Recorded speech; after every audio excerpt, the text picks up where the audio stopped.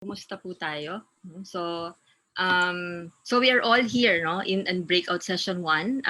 Our topic, the assigned topic to us is ensuring access, no, to safe and nutritious food for all. So as I mentioned by earlier in the plenary session, there will be 2 breakout sessions, no. Ito po yung first natin. So the first part would be talking about issues, no, and concerns, no. But practically, what we'll be talking about, as mentioned by Dr. Galub earlier, is that we make use of our partnership, no, through this breakout session. So as mentioned, no, yung i-guide lang natin, just to remind po, if you want to say something, you raise your hand, and then you wait to be acknowledged, and then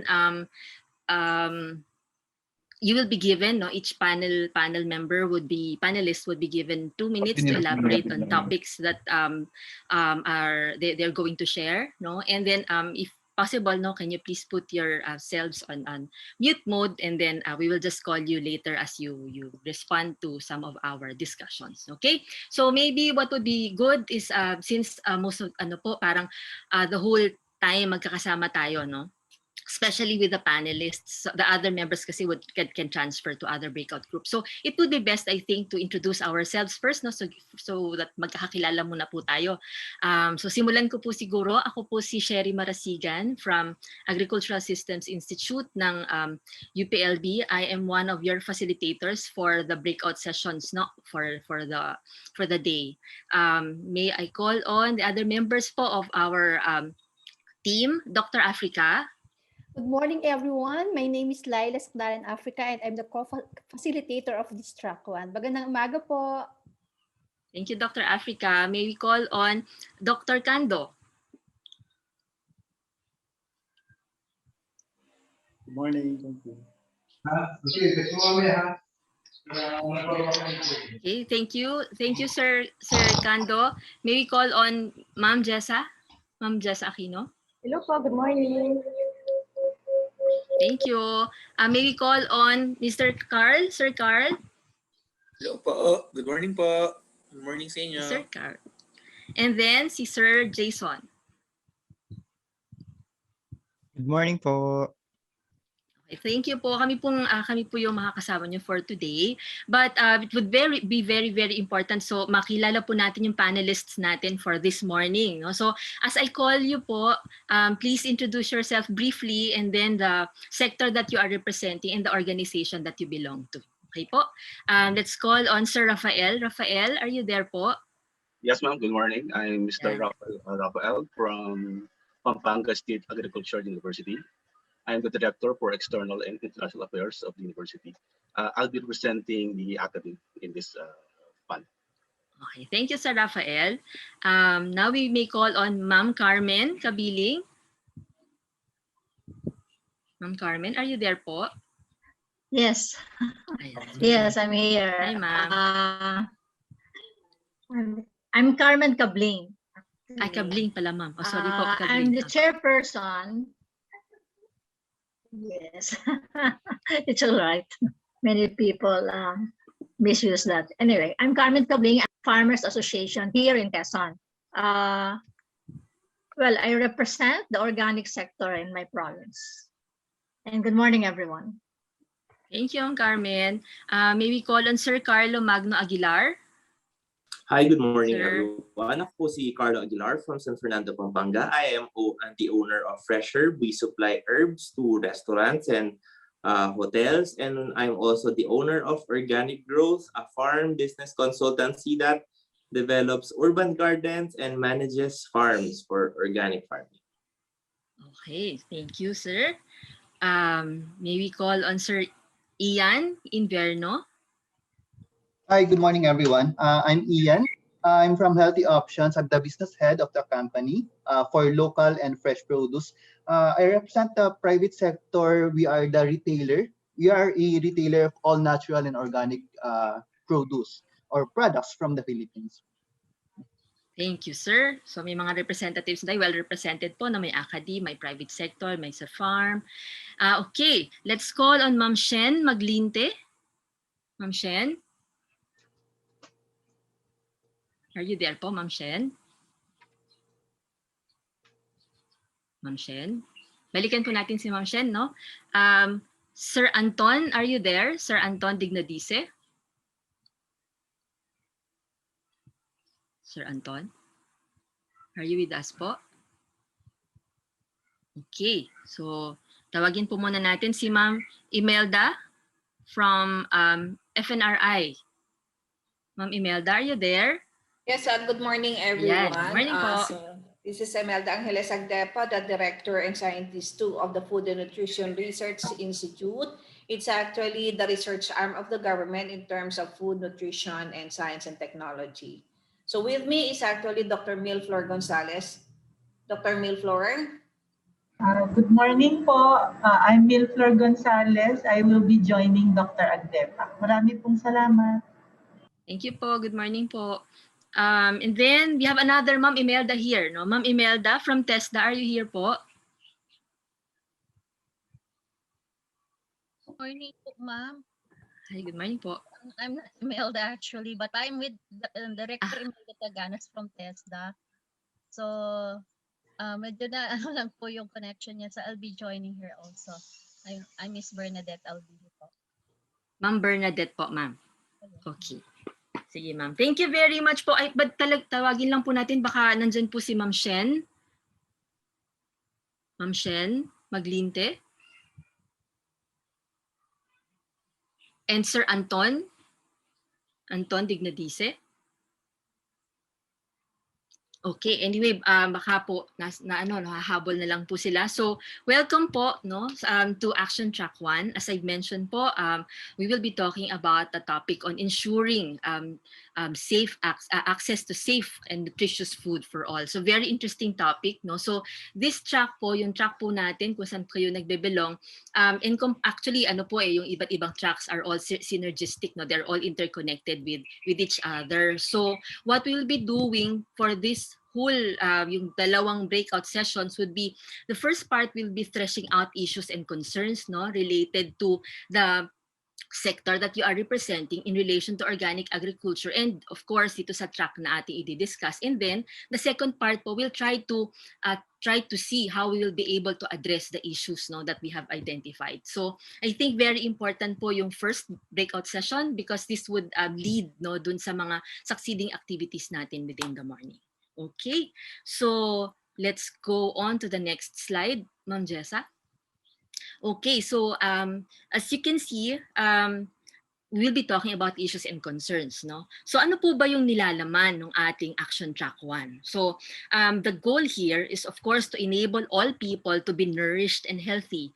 Ano po ang kaakibat na issue doon? We try to, yung idea is to end hunger and all forms of malnutrition. That includes undernutrition and overnutrition. And as well as reduce the incidence of non-communicable diseases. We know na ang dami pong cases ng hypertension, diabetes, no, yung matataas na levels ng cholesterol, and these are all non-communicable diseases associated with unhealthy lifestyle and of course yung diet.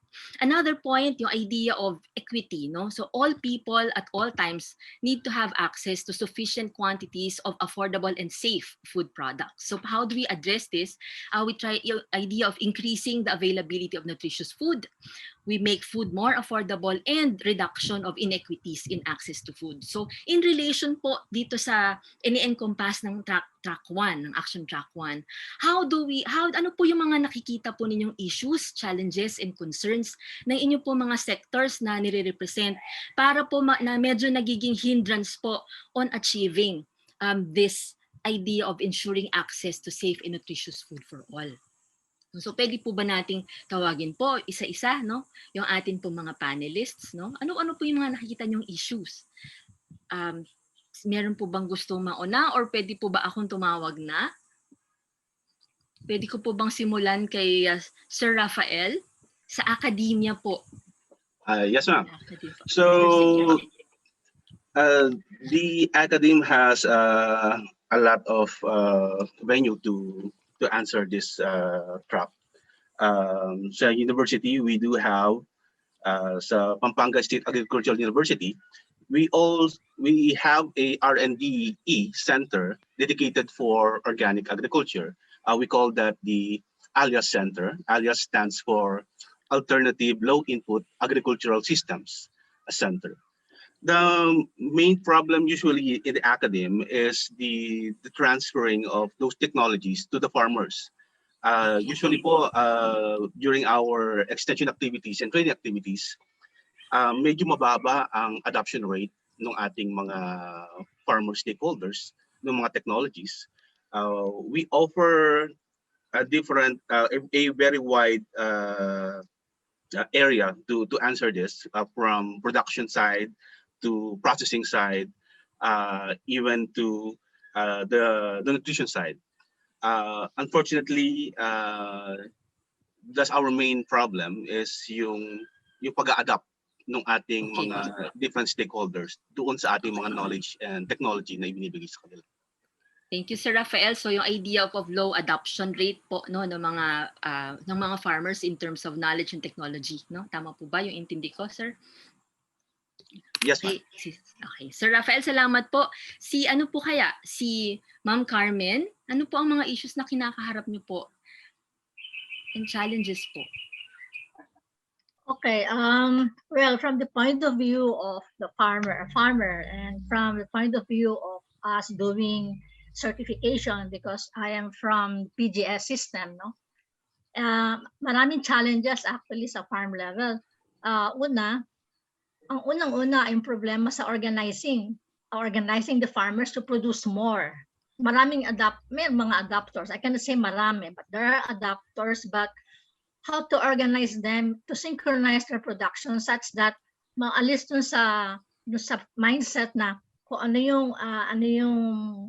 yung parang mabili, sabay-sabay nilang itatanim, that's it, no? Walang synchronization. So I think it's more programming, and it takes much on matinding organizing on the part of the group. And well, we work with the government, with the LGU, the provincial LGU and the municipal LGUs in Quezon when it comes to PGS, no? So ganon, that's one.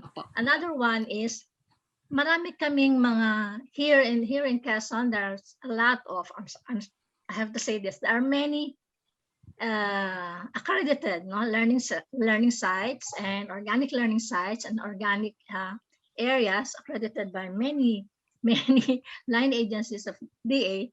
Pero when you look at their production, kakaunti yung napoproduce na food. So parang showcasing lang siya. In the first place, they were there to produce. That's why they became like a learning site or parang and test the learning center for NC2 and all that, but walang production. Okay, so kokonte, ang dami nun. There's a lot here in Quezon. So these are ito yung malaking challenge, no, for us. Thank you, ma'am. So you mentioned po dalawa, no, in terms of organizing the farmers, no, para mas synchronize yung production, and then yung low production rate po ng mga farming schools, no? Para sabi nyo nga, nagiging showcase site lang siya. Yes. Thank you, Ma'am Carmen. Sige po. Puntahan naman po natin si Sir Ian. Hi, good morning. I have a few bottlenecks in terms of so kami na experience kapag nagsosourcing kami, nagbebenta sa healthy options. Number one, namin, there's a lack of knowledge of farmers in terms of food safety, production, and quality.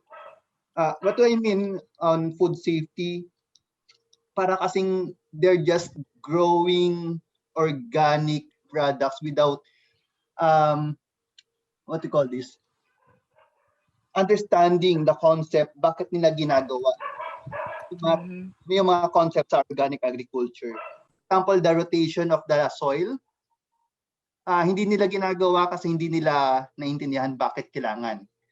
Na-experience namin dito, example, yung soil nagkakaroon na ng mga parasites.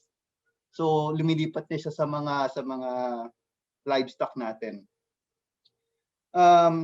Number two, there's a lack of infrastructure, especially the cold chain infrastructure. Hindi ma-maintain yung temperature from the farm to the market kasi nga wala silang storage, reefer vans. etc. Even post-harvest, hindi ready for a food safety, food safe product. And then, of course, sa government area, yung mga lack of NMIS certified slaughterhouses or dressing plant, usually na monopolize na ng mga big players.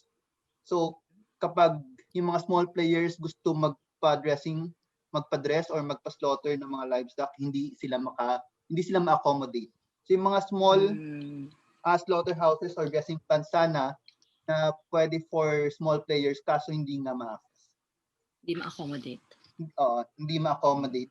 And then, kung ma-accommodate man, syempre bara-bara yung trabaho kasi nga small volume lang. Opo. So, naapektuhan yung mga small players. Nabanggit na kanina yung consolidation natin. Very small farmers lang to. So, kapag pinick up, magkakalayong barangay, naapektuhan yung cold chain pa rin. So, okay. Meron tayong consolidation. Meron na tayong ginagamit eh. Apo. And Sige, then, sir. lack of organic inputs sa mga sir. Inputs sa mga seeds, mga safe seeds, organic seeds, or fertilizers na pasok na dun sa standard natin. Like yung mga chicken manure. Apo. May mga nakita kaming farmers na hindi gumagamit ng composted. Okay. Ng mga manures. Opo, sir. So, hindi nagpa-follow ng standard? Hindi nagpa-follow ng standard. Okay, sir. Sige, sir. Thank you po, Sir Ian. Medyo marami po yung issues and very, very relevant. So, we'll try to see more into it, look into it more deeply mamaya po. No? Sige po. Thank you, Sir Ian. Now, we proceed to Sir Carlo. You want to share something po? Well, on the level of the farmers, yes, sir.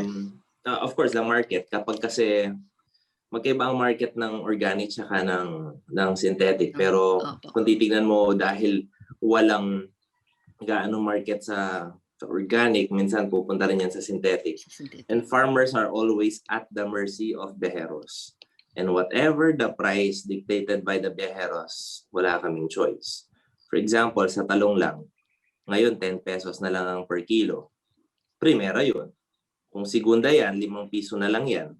Tapos yung mga reject, 3 piso na lang yan bibilhin sa amin. Second, we are producing a lot, pero ang daming waste, ang daming spoilage. Because the standard of consumers is so high. Minsan, yung talong na may kaunting baluktot, reject na yun, pero good pa yun sa amin. Makakain pa yun. Meron ka lang konting blisters. It's already reject. Kaya there is spoilage on food. On the side of the farmers, I can say there is an increased production. But on the level of kapag dadaan na siya sa mga wholesalers or retailers, doon sila nagkakaroon ng spoilage. Kaya kumukonte ang supply ng food. Okay. Thank you, sir. So malaking issue po yung sinabi niyong spoilage, no? So may production, kaya lang along the way na nasasayang. Ano po? So ito po yun. Yes, kaya I agree with Sir Ian eh. Kung meron lang tayong facilities na ganyan, tapos magaganda infrastructures, combined lahat ng farmers, grabe, ang ganda nun, ang baba ng spoilage ng ating crops. Sir, maganda pong tingnan natin mamaya nun. So parang ang idea natin dun, makita natin how we enhance yung infrastructure, no, para makatulong talaga sa ating mga farmers. Thank you, Sir Carlo. Sa field, sa side talaga ng mga farmers, what the farmers experience themselves. Okay, si Ma'am Imelda naman po. Si Ma'am Imelda would want to say something from FNRI, no? Okay, ako po. Sige po. Sa amin po, sa FNRI, based on our survey, talaga pong talaga pong there's a disconnect, no? Pero kahit hindi man lang siya organic, kahit artificial, there's really a disconnect between production and consumption because of food insecurity, which is very high in the Philippines. Now, let me now move on with the organic. There's really a limited supply of organic foods, no? So, and the source of accessibility is very poor. It's just because these are only found in supermarkets. And as I have listened a while ago, there's a lot of production, there's ample production. So this means to say that there is a disconnect between the farmers and the consumers, maybe because of the high cost also in the supermarket. So I think there's really a need for us to really um, do the trail where is actually the problem and identify this problem and find solutions. Thank you so much. Thank you, ma'am. No? So na-highlight talaga ni ma'am, nagma-match dun sa sinasabi ni Sir Carlo kanina on in terms of may may disconnect no in terms of consumption and production. Mataas ang production no pero hindi lahat na kukonsume no. Well, so I think babalik na naman din tayo mamaya doon sa usapin ng infrastructure. Si Ma'am Bernadette po, siya po ating representative na Ma'am Imelda sa TESDA. Ma'am, magandang umaga po sa ating lahat. Opo. Naririnig po ako, ma'am. Okay. Medyo mahina po, ma'am, ng konti. Hello po. Ayan, ma'am. Better po. Okay po. Okay. On the side of TESDA, actually, nag-leave the note ang si Ma'am Aimee. There is a need to develop more innovative programs for organic agriculture. That means there should be more training programs available.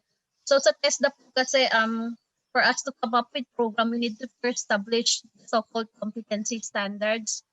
Yung competency standards po, these are yung kung ginagamit na for training and assessment. So as of now, we only have agriculture, production, and C2. Iisa lang pong competency standards, and we know that the entire value chain po ng organic, no, starting from doon po sa ating sa seeds hanggang makarating siya doon nga sa consumption sa ating mga consumer.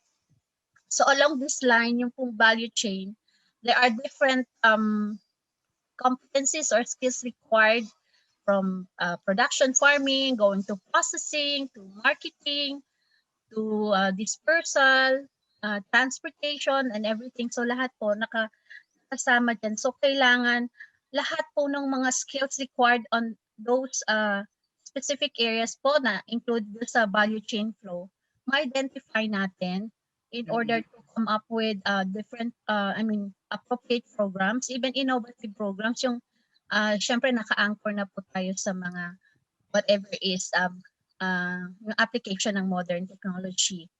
And then with that also, we will be needing more farm schools, farmers po na makaka-benefit dito sa mga scholarship programs din po kasi si TESDA. So to offering these various programs, the farmer have wide options po kung anong areas po kasi sila pwedeng mag-training.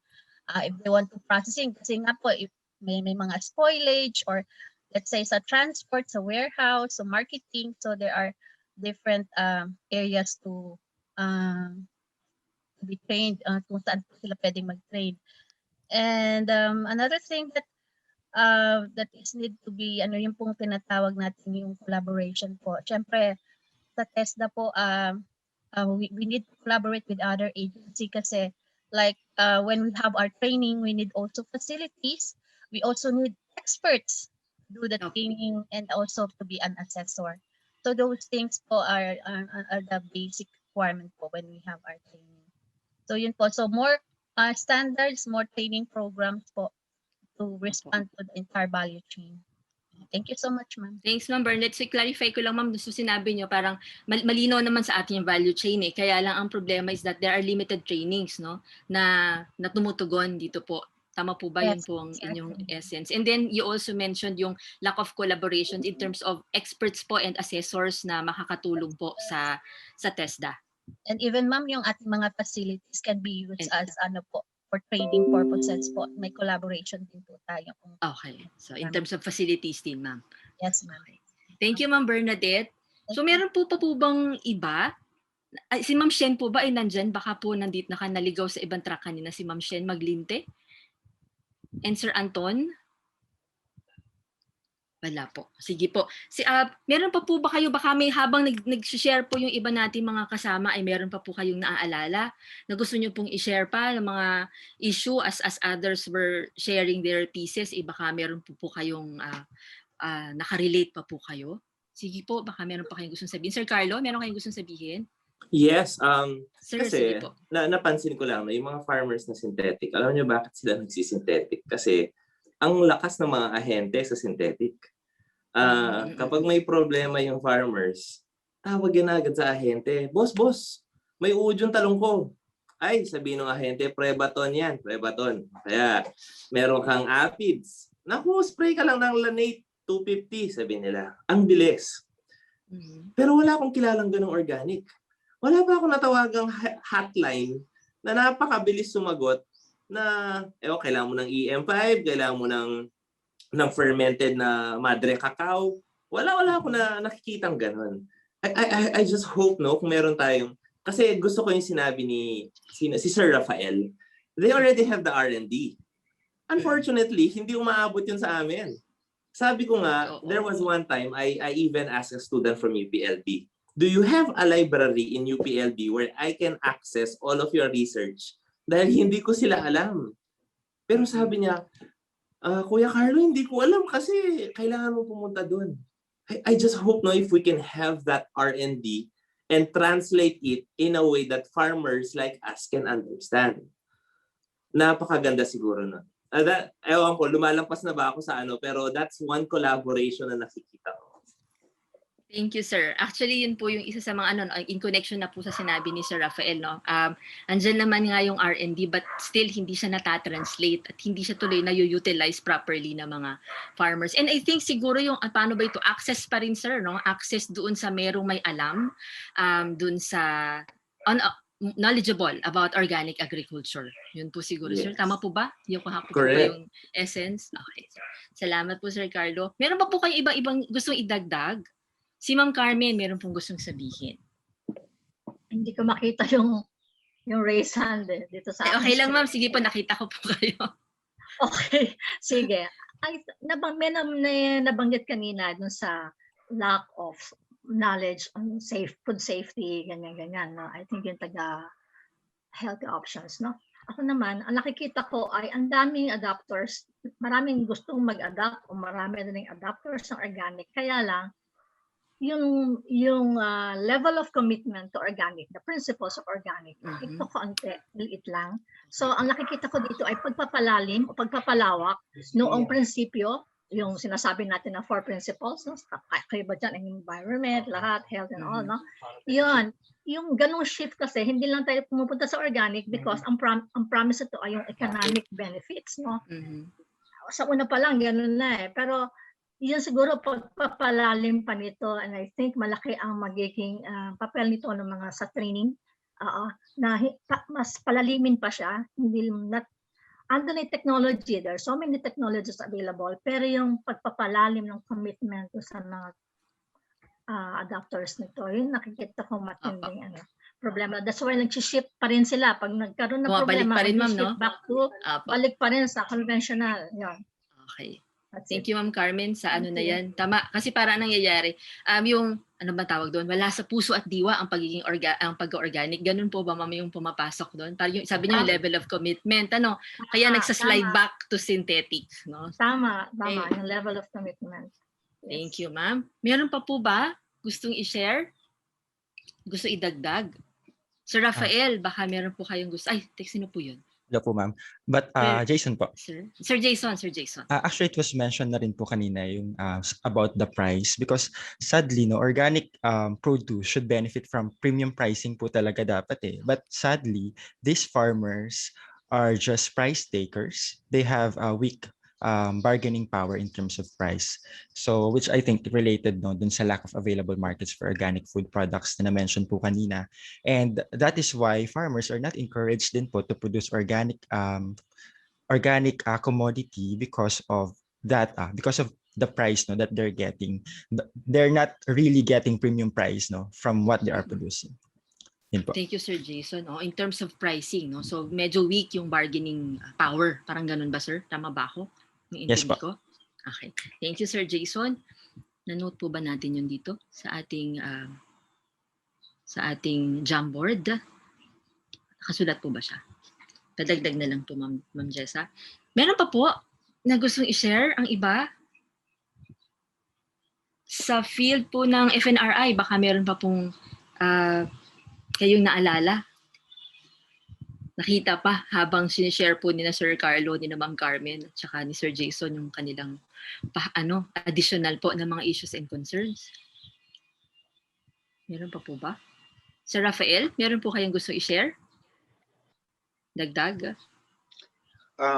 Parang kulang yata yung ating information regarding dun sa advantage in terms of nutrition ng ating mga organic foods. So usually kasi ang nagpo-focus ang mga farmers more on the production side rather than on this quality ng mga napoproduce.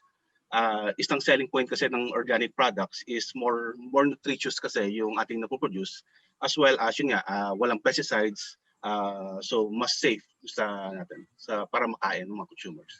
At the same time, napansin kong isang concern dito is mahirap i-connect yung producers doon sa ating consumers.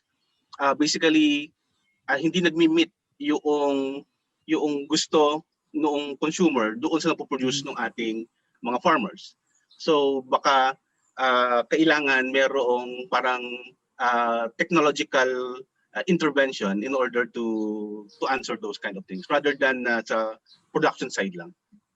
Okay, thank you, sir. So may sinasabi kayo, may disconnect pa rin yung producer at consumer. Pero dito po sa sinasabi nyo, sir, ay iba yung pinoproduce sa dinidemand. Ganun po ba, sir? Yes, ma'am. So rather than the volume, yung sa quality yung hinahanap nila. Okay. Sige, sir. Thank you po. So iba pa rin, no? But definitely yung idea of disconnect between the producer and the consumers are there. Magkaiba sa ibang level lang, no? Isa sa production, yung isa naman in terms of quality, no? Okay, thank you, sir. Tapos nag-mention din kayo about siguro parang medyo kulang in terms of promotion ng safe and nutritious food. Yun ba, sir, yung isa niyong binanggit? Ano po? Yes, ma'am. Okay, sir. Thank you po. Meron pa po bang gustong i-share kayo? Marami po tayong issues and concerns, pero actually ang kasunod po natin gagawin dito po sa mga binanggit po ninyo, ilan po ba itong ating mga issues, challenges, no, and concerns, ay magugrupo-grupo po tayo, no, ng mga topics, no, ng mga issues na magkakaugnay, no. So magtutulungan po tayo dito on trying to group together which are related with each other, no. So yun po siguro, bigyan po natin ng sarili natin ng mga 30 seconds, 30 seconds to 1 minute. Balikan lang po natin, i-review lang po ulit natin itong ating mga challenges, concerns, and then tingnan po natin alin po yung magkakagrupo. Tulong-tulong po tayo mamaya, no? Reviewin lang po natin.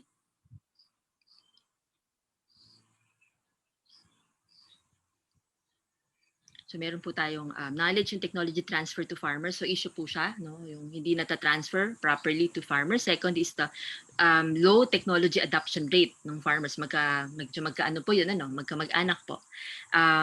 Tingnan po natin mamaya yung mga magkakamag-anak, magkakapamilyang issues. Okay, ano pa ba isa nating mga binanggit natin dito? Organizing the farmers to synchronize the production. There is low production rate of farming schools and centers. Ano pa ba? Lack of knowledge of farmers on food and food safety and quality. Lack of infrastructure facility in terms of storage. Lack of, Ma'am Jess, hindi ko mabasa to. Ano ba ito? Maliit. Lack of, ano nga po ang ibig sabihin ng NMIS? National Meat Inspection. Okay, National Meat Inspection. So lack of NMI certified for small scale, okay, para dun sa mga small scale na slaughterhouses, ano. Tapos meron tayong lack of organic inputs, no, in production processes, available market for organic products, high food waste and spoilage. So disconnect between food production and consumption. Meron pa po ba kayo, baka meron pa kayo nakikitang gusto idagdag, no, habang binabasa natin tong mga issues? Meron pa? Ma'am Carmen, may gusto kayong sabihin? Ma'am, nakamute po kayo. Ma'am Carmen, nakamute po. Ma'am, nakamute pa rin po kayo, ma'am. Sorry. Okay lang. Dito sa long nutritional information of organic food at saka dun sa may isa pa dito about anyway, gusto ko lang idagdag, palakihin pa ng konti from the point of view of the consumers, no? Kulang sila ng information about organic. What is organic? Makakasama din dito yung tungkol dun sa quality, yung sabi nga ni Carlo kanina, baluktot lang ng konti, ay ayaw na nung consumer, no? So kulang sila sa kaalaman pagdating sa organic. Ang organic kasi pwede naman hindi perfect, unlike no conventional, no? But iba yung health, iba yung safe, at iba yung perfection. Parang gano'n. So consumer information talaga. Kulang ang mga mamimili dyan. Okay, and siguro dun sa mga producers naman, kakulangan sa knowledge na meron pala tayong batas. Okay, at saka standards, may kaakibat na standards yun. At ngayon ay meron pa mga bagong amendment, no? Amendment. So ito matinding itong mga ganitong impormasyon para sa mga producers, no, sa mga producers, sa mga farmers. So kailangan malalim din yung kanilang pagtingin dito at pagkaunawa paano yung kanilang ginagawa, no, para maintindihan nila yung food safety and quality. Yun. So siguro yun pa muna at baka meron pa ako maisip mamaya. Thank you. Thank you, Ma'am Carmen. Sige po. So yun nga, knowledge about or kulang na information about yung mga standards, and at the same time yung mga information din naman para sa mga consumers. Ano nga ba ang organic, no? Okay. Wala na po ba? So habang nagsasalita po si Ma'am Carmen kanina, nadagdagan po yung ating mga yung mga issues, pero makikita na po siguro natin, no, pagtulong-tulungan po natin ang pag-identify po ng magkakamag-anak na mga issues, no. Tingnan po natin. Ay, meron po from our chat box, meron po pala habol. Sabi po ni Ma'am Leonisa Artes, Ma'am, lack of proper packaging the harvested crops when delivering or transport to markets, no? Continue to use kaing, sako instead of plastic crates. Ma'am, ang suggestion niyo po ba ay mag-continue po to use kaing? Instead na gumamit ng plastic crates. So proper packaging, no? Sa harvested crops when transporting to the market. Okay po. Another is, yun na po, lack of organic feeds for livestock, plastic crates. Okay. Thank you po. Baka meron pa yung mga natin, yung iba natin mga participants po in the plenary. Plenary tawag dito. Tama po dito sa ating session si Ma'am Milflor Gonzales po. Ma'am Milflor. Good morning, BOST FNRI. Yun pong nakikita naming R&D and technology transfer of food technologies using farm produce. So pwede po siyang issue. So siguro more R&D and technology transfer of technologies that use farm produce. Okay. So in terms of technology transfer po, no, ng farm produce. Opo, ang nakikita po kasi namin, pwede pong sa gitna, hindi yung diretsong agricultural produce ang bibilhin ng ating consumers, but rather the agricultural produce will be used for nutritious food products. So kailangan po ng mas maraming R&D. And technology transfer to push it for our MSMEs. Salamat po. Okay, thank you, ma'am. So hindi pwedeng dun lang ang focus, pero i-enhance yung R&D, no? Tama po ba, ma'am? Enhance the R&D on food technologies, and at the same time, enhance also the technology transfer so that more MSMEs will be able to produce nutritious food products. Thank you po. Thank you po, Ma'am Flora Gonzales. Ma'am Girlie. Sige po. Good morning. This is Gerdy Sarmiento from Organic Producers Trade Association. Gusto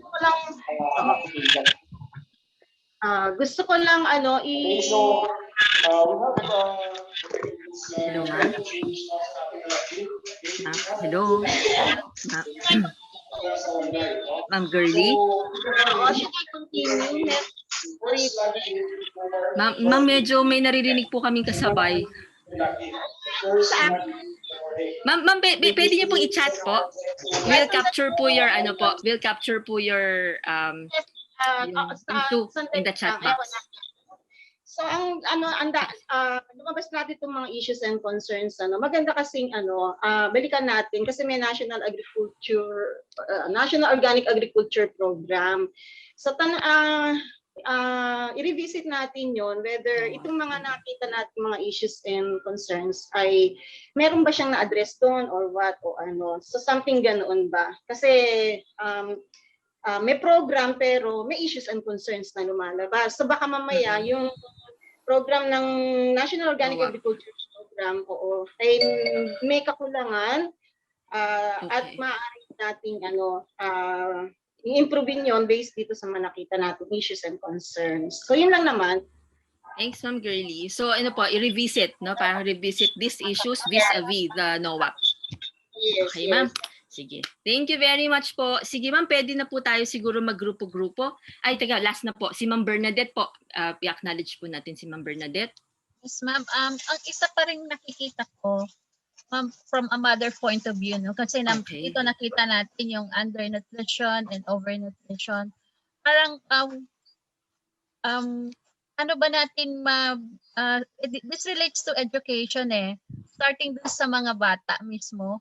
Parang how are we going to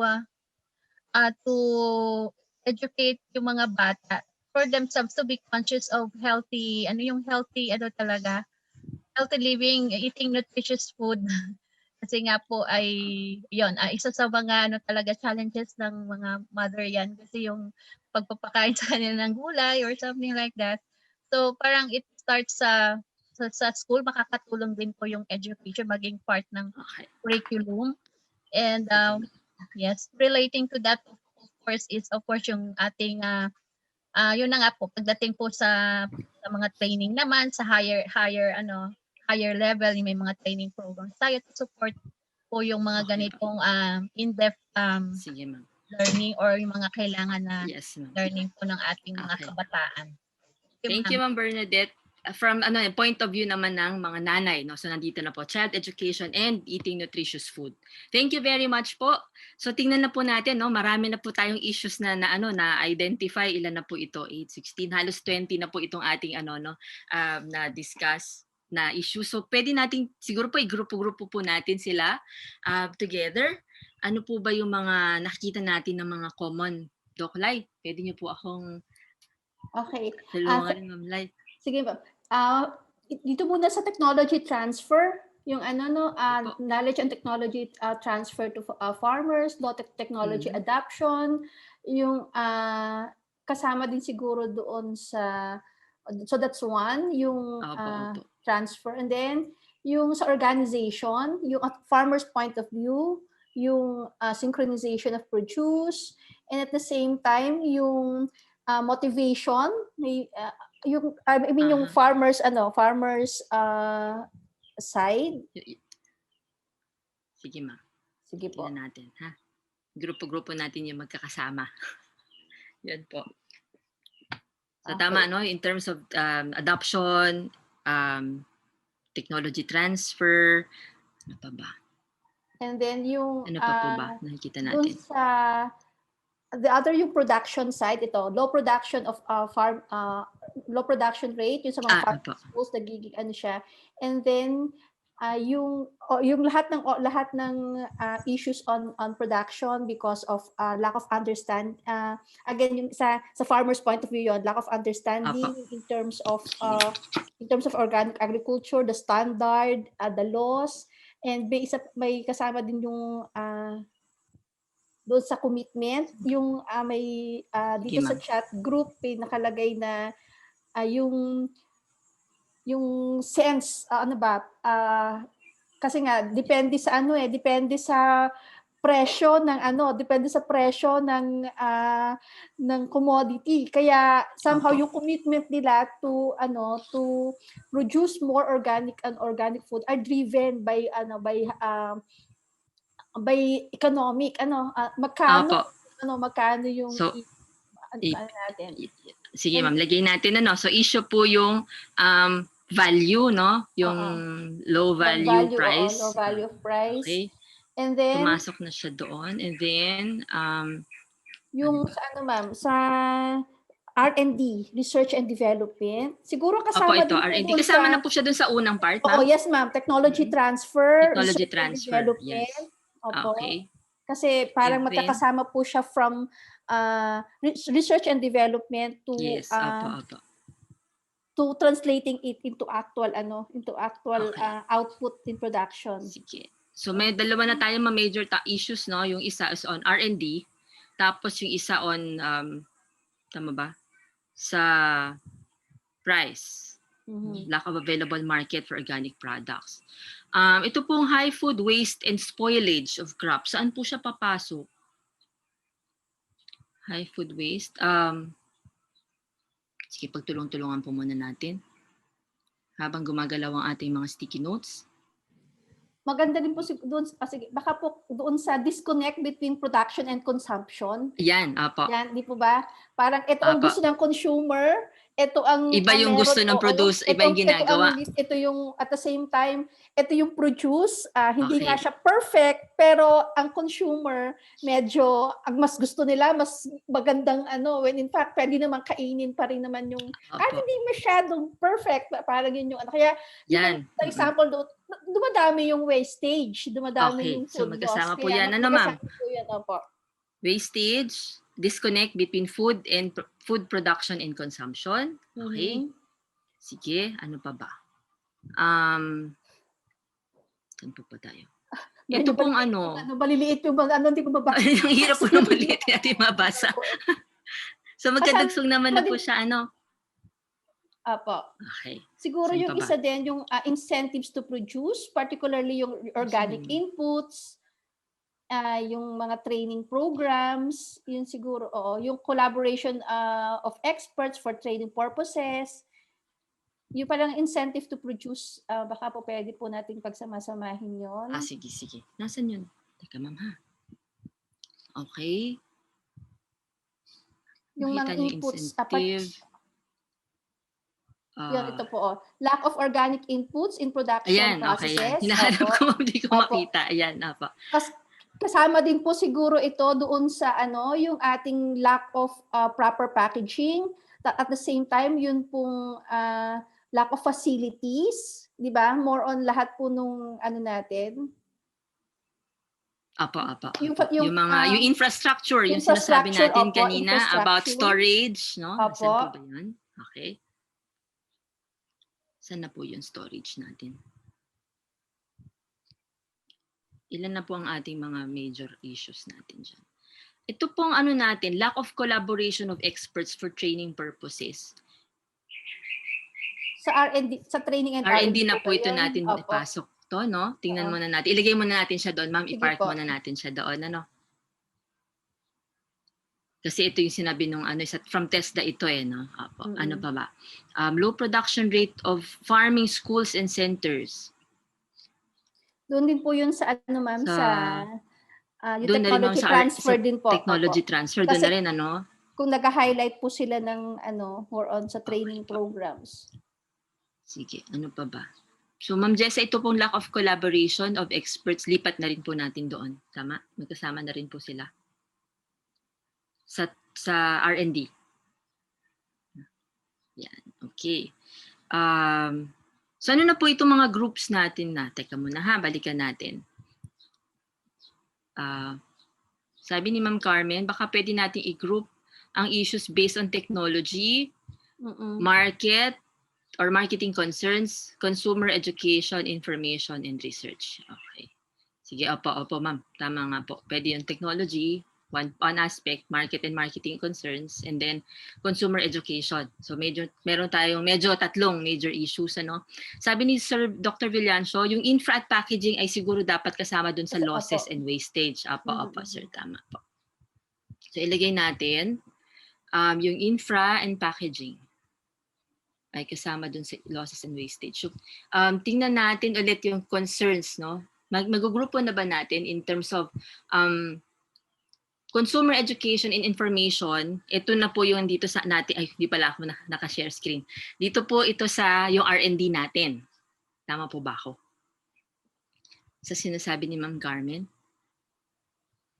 Saan na ba yung grupo natin? Yung consumer education and information, ma'am, kasama po yung sa lack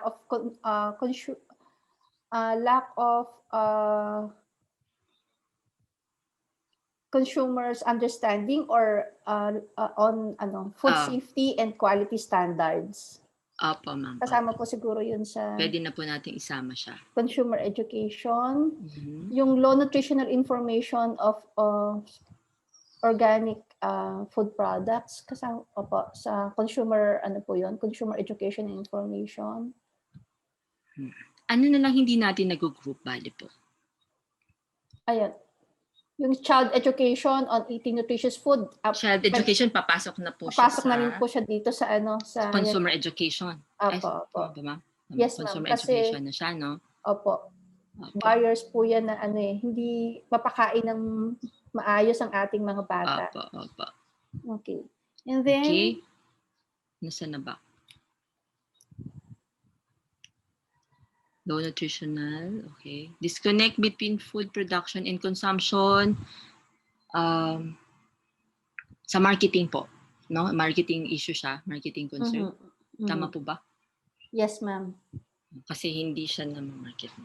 Okay, nasaan na po yung group? Bali, ang grupo na natin, ano pang kulang natin, Ma'am Jessa? Bali. Organizing the farmers to synchronize the production. Saan po siya papasok?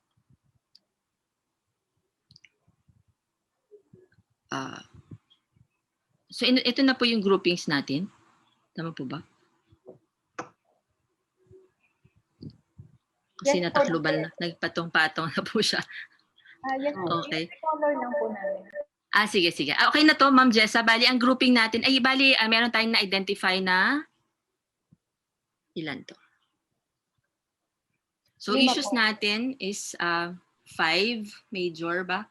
Technology, marketing, no? As suggested by Ma'am Carmen. Thank you, Ma'am Carmen.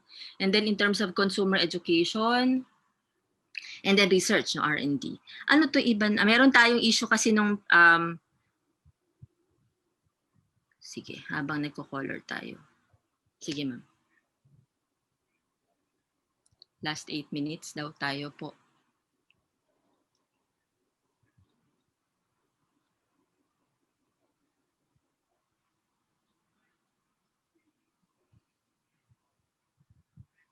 Sige. Habang pinoporma po ulit natin. Tingnan natin ulit mamaya. Magla-last look naman po tayo. Ano?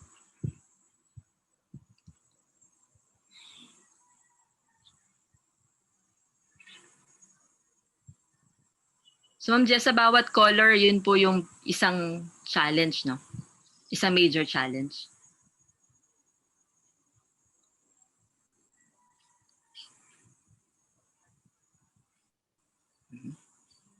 Okay.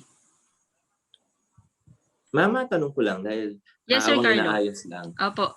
First time ko may makausap kasi from the academe ng UPLB. Yes, sir. Pero regular farmers like us, do we really have access sa R&D ng UPLB? Actually, sir, magandang tanong yan. Kasi parang lagi nga, yun yung actually yung kritisismo, na siguro naririnig nyo naman yun yung mga kritisismo, is that yun daw mga research na ginagawa ng mga professors o ng mga researchers ay nananatili lamang sa journals, no? Pero actually, sir, welcome naman po talaga ang mga farmers, no? Para lumapit lang po at makipag-usap.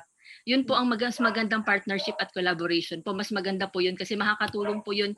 Magkakatulungan po tayo, win-win situation po. Kung ano man po yung meron na researches na meron sa UPLB, pwede pong i-share with the farmers. And then, yun din po nandun po sa ginagawa ng farmers, pwede pong ma-enrich po, makatulong po sa aming mga faculty para ma-share din po namin sa mga estudyante. So, sir, siguro dito papasok yung further partnership and collaboration po ng academe tsaka ng farmer groups. Opo. Sherry, tsaka doon po sa ating Office of the Vice Chancellor for Research and Extension, marami na pong mga kumbaga pinopopularize ng mga Yes. ng mga technology. Hindi lang Yes. po 'yun pang pang academe, hindi lang po 'yun pang scientist. Marami na rin po doong mga publication materials na para rin po sa ating mga sa ating mga nasa production or mga mga farmers. So, 'yun nga lang po siguro maganda nga rin po sana na magkaroon tayo nung magandang collaboration together with the farmers po. Okay po. Sir, mamaya pwede natin pag-usapan yan dun sa second breakout session natin, Yes po. Sir Carlo. Sige po. Ayan, ginugrupo na ni ni Ma'am Jessa, no? So ito na issue ng research and development. Kasi biglang hindi sila tayo mawawala, biglang babalik dito mga participants, no? Tama po ba ganun ang mangyayari? Yes po, babalik po dito ang babalik po na sila lahat. Ma'am Sherry, nandiyan na po si Ma'am Ma'am Shen Maglen. Ay, nandito si Ma'am Shen. Ma'am Shen, good morning po.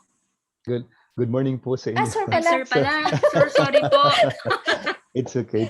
Nalate ako kasi may inayos lang kami sa management kanina. Sorry talaga. Nag-start kayo kanina, hindi ako nakasimula. So, yes. Sige po.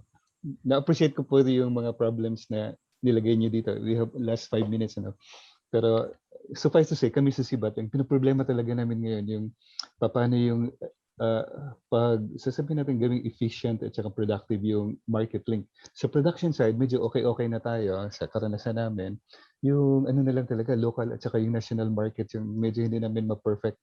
One cause is yung capital cost and how to run that in a business model na given yung saling bayan ng capital, distribution cost, and so on and so forth. Pero product-wise, sa amin, sa karanasan lang po namin, medyo okay na po tayo. Ang problema namin, paano ito mai-fan out sa ating consumers group, may formalized consumers group, merong, sabihin na natin organized, merong open in the public. Medyo hindi namin matisod ng husto pa sa ngayon. So, yun lang po, i-register ko lang po yung yung ganun case. Tapos yung si Ma'am Shea, maganda yung sinasabi po ninyo na tulungan ng academe tsaka yung mga extension workers natin, yung mga staff at saka mga farmers. Interested din po ako kung paano din po 'yan. Meron pa kaming parang organic farm center sa Kapas Tarlac. So ang karamihan mga kasama namin doon mga taga CLSU, TEU, pero hindi masyadong na-perfect. Hindi pa nakapasama ang UPLB, sir. Previously, ang Sibat is actually a very big partner ng UPLB sa mga trainings. Yung isa nga dito ang staff namin dati si Nems na hindi dito na ngayon, isa sa mga produkto naman. Anyway, sige po ma'am.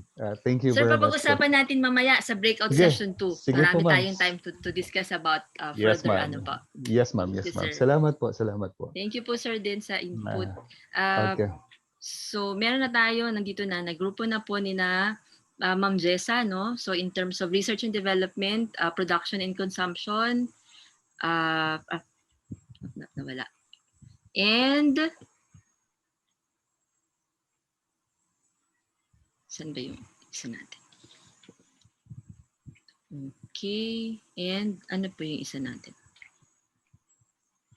Information. Okay. Yung orange sa marketing. Orange marketing, pwede na po siyang pumasok. At ito, 1 minute na lang po. 1 minute na lang daw po. Okay. Marketing. Sige, papasok naman sila sa akin. Sir Roy. Papasok na sila. Matatapos na po kami. Sige po. Yan. Okay. And then, yung last is... Ito po ay sa information. Ito na, production and consumption. Hindi, magkasama naman production and consumption. Sinama na po natin. Yung isang consumer education. Consumer education. Yeah. Ito. Consumer education. Yeah.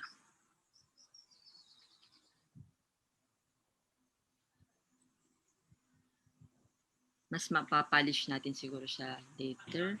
So, meron tayong lumalabas sa 4 teams, no? 4 themes po. Ayan.